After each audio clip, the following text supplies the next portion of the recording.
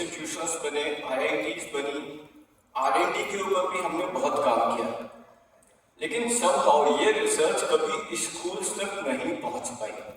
कारण बहुत सारे होंगे, लेकिन जो पुराने स्कूल्स थे उनकी वजह से हमें IIT मिला, हमें इसरो मिली, बहुत बड़ा काम हुआ। फिर उसके बाद 1980 से 1990 के बीच में कंप्यूटर लिटरेसी आई, राजीव गांधी जी लेके आए, लेकिन फिर भी उसका जितना बड़ा दायरा था हमारे सारे स्कूल्स तक पहुंचे ऐसा नहीं हो पाया। कुछ ही चंद स्कूल्स में सिमट के रह गई और हमारे गांव के स्कूल में तो कभी पहुंची ही नहीं हो। फिर 2000 हमारा आया, 2000 में भी हमने काफी एरियाज में प्रोग्रेस की, और लेकिन स्कूल्स में फिर भी इलेक्ट्रॉनिक्स और हार्डवेयर कभी पहुंच नहीं पाया। 2010 के बाद हमारी बहुत सारी स्टार्टअप्स बनी, बहुत सारे लोगों ने काम किया, शायद IITs के या बहुत इंजीनियरिंग इंस्टीट्यूशंस जो अच्छे रहे होंगे उन लोगों ने काम किया, लेकिन फिर भी स्कूल्स उसके बाद भी वंचित रहे रियल एजुकेशन से, जो कि AI एंड रोबोटिक्स दे सकता था। फिर उसके बाद 2020 का ये सिनेरियो है, मेरी जिस भी स्कूल से बात होती है, जिस भी स्कूल प्रिंसिपल से बात होती है, या स्कूल के डायरेक्टर्स, स्कूल ओनर्स, वो सब एक वक्त में कहते हैं कि हाँ हमें चेंज करना है, हमें आगे बढ़ना है, लेकिन कैसे? कोई किसी किट मैन्युफैक्चर के पास चले जाता है, कोई कुछ और नॉलेज देता है, लेकिन किसी के पास भी एक पूर्ण तरीके से बहुत अंडरस्टैंडिंग नहीं है कि हम इस सब्जेक्ट को, इस महीन सब्जेक्ट को कैसे आगे बढ़ाएं। अब नेक्स्ट,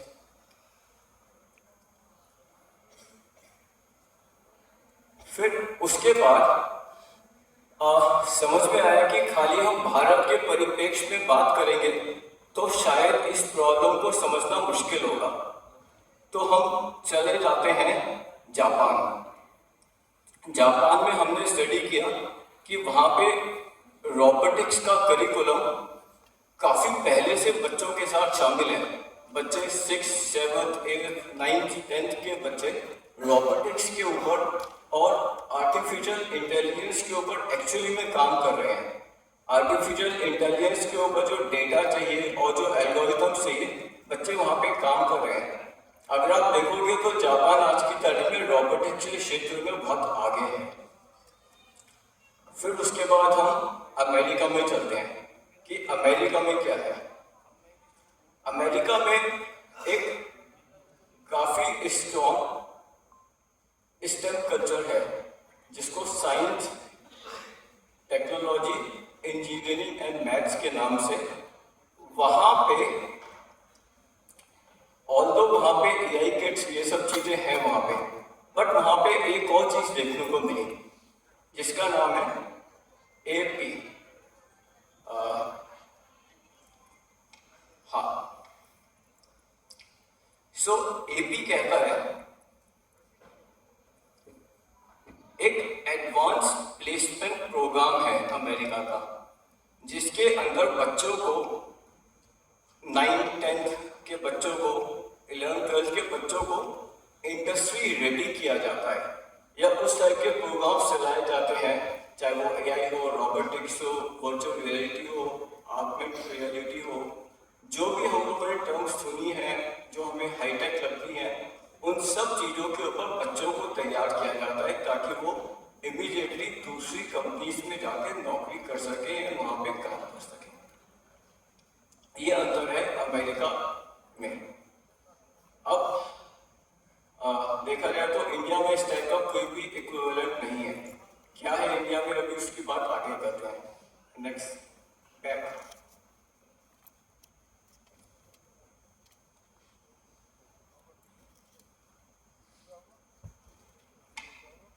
सो अब हम लोग वापिस चलते हैं। हमारी जो स्लाइड थी, हमने यूएस को तो देखा, बट अब हम लोग जर्मनी चलते हैं कि जर्मनी में क्या हो रहा है, जर्मनी में चीजें कैसे चल रही है आगे, और वहाँ पे AI भी इस्तेमाल होती है, STEM एजुकेशन भी है, पूरा साथ साथ में चल रहा है। बट वो कैसे कर रहे हैं इस चीज को देखते हैं। नेक्स्ट, अब जर्मनी में एक एजुकेशन है जिसका नाम है जिम्नेजियम। जिम्नेजियम एक प्रोग्राम है जर्मनी का जिसको स्कूल्स के अंदर इंक्लूड किया गया है, 5th 6th 7th 10th तक, 12th तक। लेकिन सबसे मजेदार बात यह है कि उसको 13th क्लास उन्होंने अलग से बनाई है, क्रिएट की है। 13th क्लास के अंदर 13th क्लास अगर हम इंडिया के परिप्रेक्ष्य में देखें तो हम लोगों के यहाँ एक बहुत ही मेजर ईयर फेमस है, उसका नाम हम लोगों ने 13th क्लास तो नहीं दिया, बट हमने उसका नाम दिया है ड्रॉप ईयर। जो भी बच्चे आगे अपने कॉम्पिटिशन में पार्टिसिपेट करना चाहते हैं तो वो 12वीं क्लास के बाद 1 साल का ड्रॉप लेते हैं, और उसके बाद जो भी उन्होंने तैयारी की अब आगे उसमें। लेकिन जर्मनी में अगर ये ड्रॉप ईयर है तो वहां पे क्या हो रहा है? नेक्स्ट, जर्मनी का जो ड्रॉप ईयर है वो तैयारी कराता है बच्चों को यूनिवर्सिटी एडमिशंस के लिए। मतलब उसका प्रोग्राम का नाम है अबिटूर। वो स्कूल्स तैयारी करा रहे हैं बच्चों को आगे यूनिवर्सिटी में एडमिशंस करने के लिए।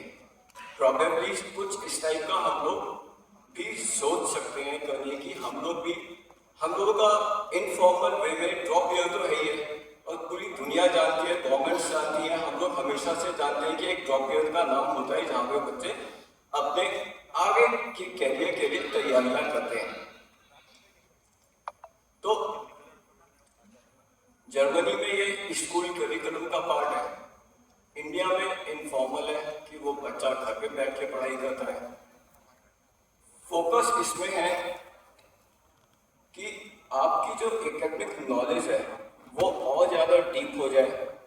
अप्लाइड रिसर्च के ऊपर मतलब जो 13th ईयर है, जो हमारे यहाँ तो PhD के अलावा कोई सोच ही नहीं सकता, अप्लाइड रिसर्च के ऊपर काम किया जाए और प्रोजेक्ट्स किए जाए, प्रोजेक्ट वर्क के ऊपर फोकस किया जाए, जो कि 11th 12th के अंदर आपका मिस हो जाता है, बिकॉज हमें 12th की बोर्ड की तैयारी भी करनी है।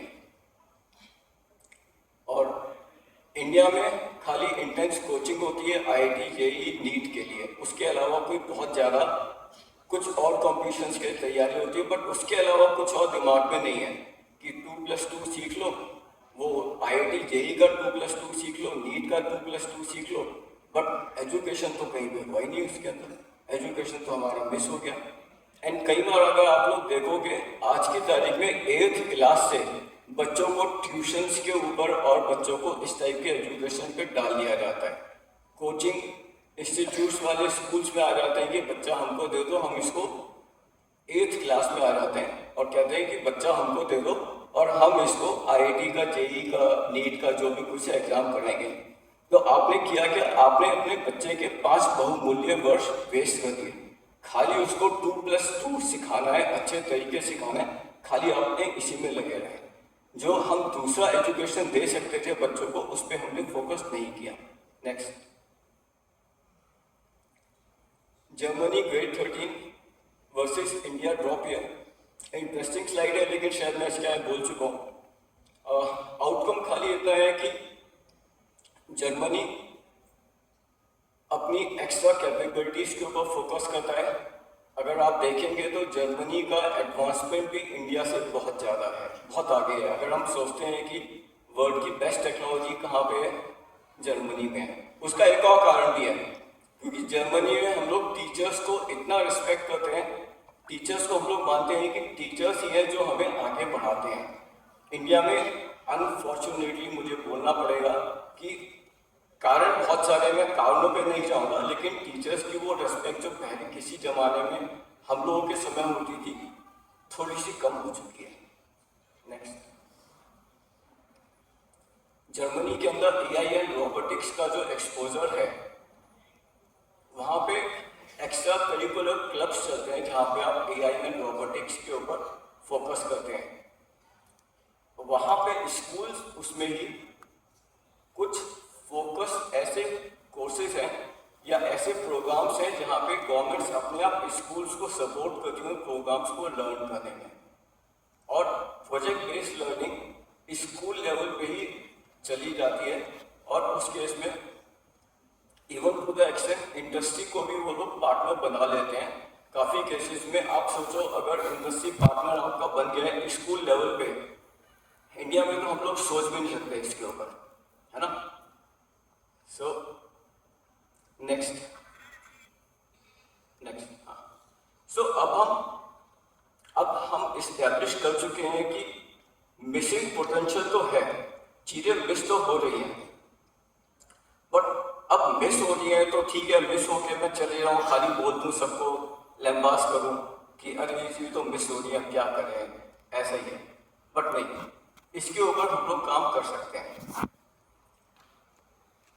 मकसद यही है कि बच्चों को बचपन से ही हम रोबोटिक्स के ऊपर, रोबोटिक्स किट के ऊपर, देखिए जैसे अभी मिश्रा जी ने बोला था कि हमने कोई बटन दबा दिया, कोई ताली बज गई तो हमें लगा रोबोट आ गया। नहीं, ऐसा नहीं है। रोबोटिक किट्स के ऊपर बच्चे बचपन से काम कर सकते हैं, एक्चुअली में काम कर सकते हैं, जहाँ पे क्योंकि आज की तारीख में सब कुछ आर्टिफिशियल इंटेलिजेंस इतना ज़्यादा जरूरी हो गया है कि बिना उसके कुछ होता नहीं। तो रोबोटिक्स प्लस एआई दोनों चीज़ें मिलके इतना बड़ा काम कर सकते हैं जो कि हम लोग सोच भी नहीं सकते। और इसका अलाइनमेंट जो हमारे देश की सोच है NEP 2020, शायद काफ़ी लोगों ने सुना होगा इसके बारे में, तो उससे अलाइनमेंट भी इसका काफ़ी अच्छे तरीके से हो सकता है। नेक्स्ट, अब AI किट्स में क्या हो सकता है? सेंसर्स होंगे, माइक्रो कंट्रोलर्स होंगे, कुछ विजुअल इंटरफेसेस होंगे काम करने के लिए, ML मॉडल की एज होंगी, मशीन लर्निंग मॉडल्स होंगे या एच मॉडल्स होंगे। एच मॉडल छोटे मॉडल्स होते हैं मशीन लर्निंग के ऊपर। आप डेटा ट्रांसफर का GUI होगा कि डेटा आपने जनरेट किया तो कहीं से कहीं पे ट्रांसफर करोगे, और एक करिकुलम गाइड होगा कि जिसके अंदर कोई भी आप एक्सपेरिमेंट करोगे तो कैसे करोगे, उसके कुछ इनिशियल इंस्ट्रक्शंस होंगे, बट वो खाली एक इनिशियल इंस्ट्रक्शंस होंगे। और नेक्स्ट,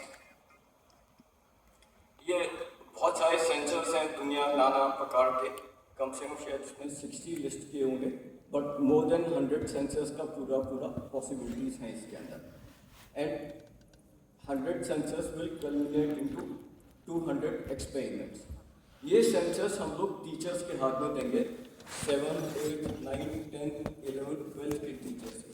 तो टीचर्स सेंसर्स को यूज करके, भले इसमें कोई हमारा ट्रेनर नहीं जाएगा कभी भी, इसमें टीचर्स को ही ट्रेन करके टीचर्स ही 7th क्लास की टीचर्स सपोज मिसाल के तौर पे कार्बन डाइऑक्साइड पढ़ाती है, तो उसने सेंसर अपने स्मार्ट बोर्ड के साथ रखा, कार्बन डाइऑक्साइड ने अपना डेटा देना शुरू कर दिया।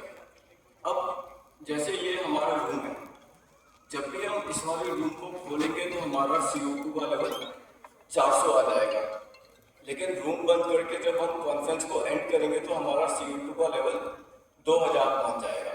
छोटा सा एक्सपेरिमेंट है, इसके अंदर बच्चे काफी कुछ सीखते हैं। नेक्स्ट,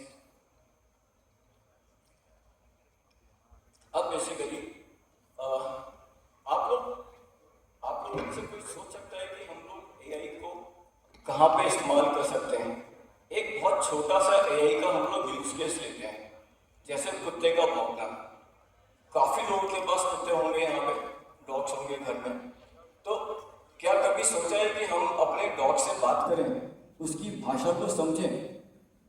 यहाँ पे हम लोग AI के किट्स को यूज करके हमने अपने डॉग की अलग अलग भाषा को